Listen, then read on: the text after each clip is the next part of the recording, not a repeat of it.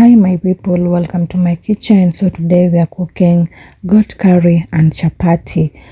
Hapo na boil nyama yangu na imeshaiva, naona hiyo mafuta.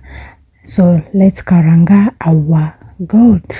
Ndio hivyo vitunguu, alafu vishakuwa golden brown, nikaangusha garlic and ginger paste, alafu nikatupa nyama yangu ndani. Ndio hili hivi na vitunguu. Then you add your spices, the spices of your choice. Don't forget your curry because it's a goat curry or meat curry, whatever curry, but add your curry powder. So ndo hivyo sasa, ndo ichanganyikane na hizo spices, inakuanga tamu. Spices zikiingia vizuri, zikarangike na vitunguu na nyama, utafurahi.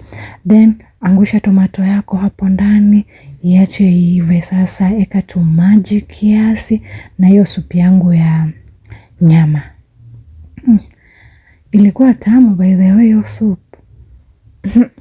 Okay, so acha iive, alafu as you can see imeiva. Nikaeka kadania kangu. Ukishaweka dania, the food is ready. Hakuna ma spices mingi vile, and it's delicious, you see, very good looking and taste nicely. So nilichange nikaeka kwa sufuria juu hii pan ndo natumia kupikia tena chapati. Ona chapati zangu ndio hizi, very soft chapatis. Kama unataka recipe ya chapati iko kwa hizi video zangu, just scroll, you will see how I make my chapatis soft and layered. Naona unaweza pika chapati mbili, unaweza pika tatu, ndio malize kazi haraka. Sikubembelezana chapati moja mpaka saa ngapi? Tutakula saa ngapi? Yeah, so thank you so much so far if you are watching, and if you are new viewers, please subscribe. For my returning subscribers, asanteni sana jamani. Na leo ulimi yangu ni nzito.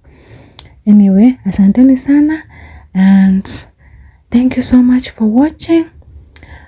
Please subscribe to my channel, give me a like if you love this video, and comment what else you want me to cook or you want to see on my channel. My channel is a lifestyle channel. I do food, I do home, I do everything, general lifestyle. So yeah, feel welcomed. Subscribe, give me a like, share if possible, and thank you so much. My chapatis are ready. Naona zimeiva, hizo ni tatu. Yeah. Just like that. Naona chapati zinapendeza. Yeah. Thank you so much for watching and see you to my next video. Bye. Don't forget to subscribe, please.